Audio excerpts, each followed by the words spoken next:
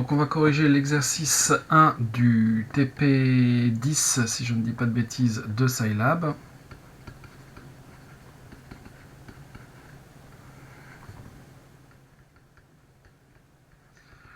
Sur cet exercice 1, donc on nous demande de faire un schéma de la situation où on suppose que la fonction est croissante sur l'intervalle AB, et donc on nous dit que la fonction est monotone et que on considère qu'il y a une seule solution à l'équation f de x égale 0 sur l'intervalle AB. Donc un petit schéma avec une fonction croissante sur l'intervalle AB, évidemment, c'est pour raisonner et avoir des informations en fait sur ce qui se passe. Mais si la fonction était décroissante, ça serait exactement la même chose. Donc voilà l'intervalle AB. Je dessine, voilà, une fonction f qui est croissante sur l'intervalle AB. Très bien. On a donc une seule solution à l'équation f de x égale 0 qui est ici. Solution que je vais appeler x0. On nous décrit la méthode de l'algorithme de dichotomie. On a un segment AB.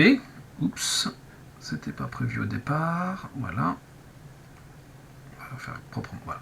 Donc on a notre fonction qui est croissante et une seule solution. On nous dit qu'on découpe l'intervalle AB en deux parties, avec C qui vaut A plus B sur 2. En d'autres termes, C se trouve ici juste à la moitié, à mi-chemin entre A et B.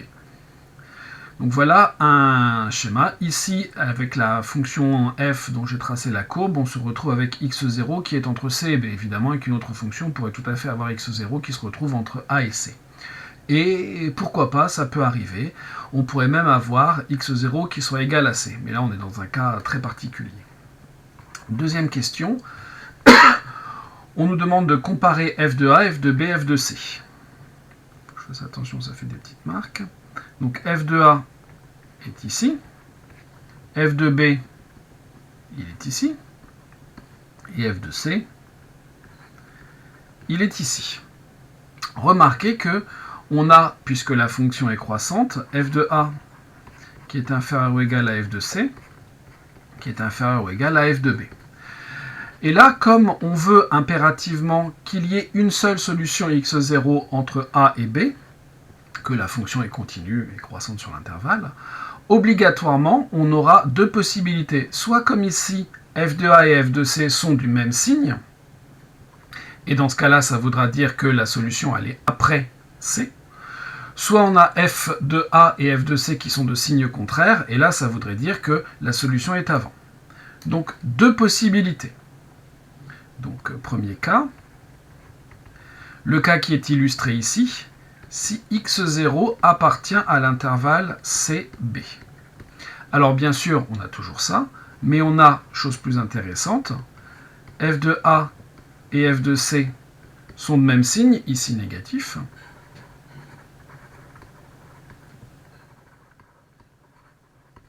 Et f de B est de signe contraire de ces deux-là.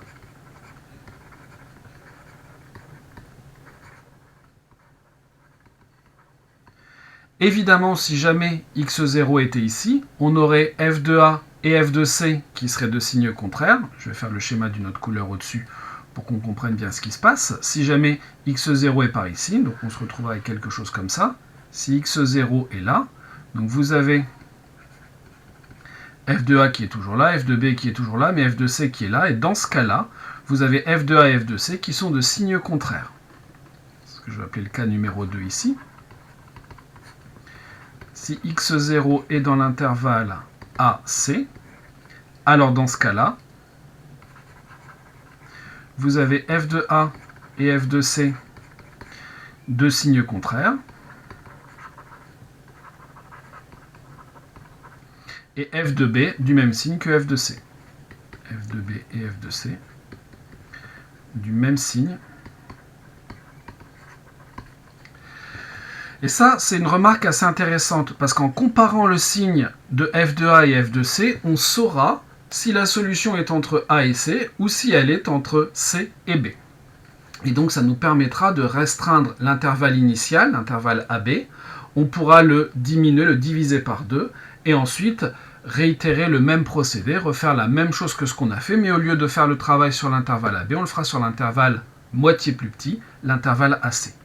Reste à savoir, et c'est l'objet de la question 3, comment est-ce qu'on peut faire pour savoir assez facilement si f de A et f de C sont de même signe? Pour ça, on va rappeler une règle que vous avez utilisée à maintes reprises depuis le collège. Je vais rappeler cette règle, soit, je ne vais pas les appeler A et B, mais je vais les appeler par exemple lambda et mu de réel. Eh bien, vous avez lambda et mu sont de même signe. Oui. Si et seulement si le produit lambda mu est positif. Alors, cette règle, vous ne l'avez certainement pas énoncée de cette façon-là au collège, mais vous avez vu et utilisé à maintes reprises depuis le collège le fait que quand vous multipliez entre deux nombres qui ont le même signe, eh bien vous obtenez un résultat positif. Et ça fonctionne aussi à l'envers. Si vous avez un produit qui est positif, c'est un produit de deux termes qui est positif, c'est que chacun des deux termes était de même signe, donc les deux positifs ou les deux négatifs. Bref, comment est-ce qu'on va faire pour vérifier si f de A et f de C sont de même signe ou pas? On calculera le produit et on regardera le signe du produit. Donc f de A et f de C sont de même signe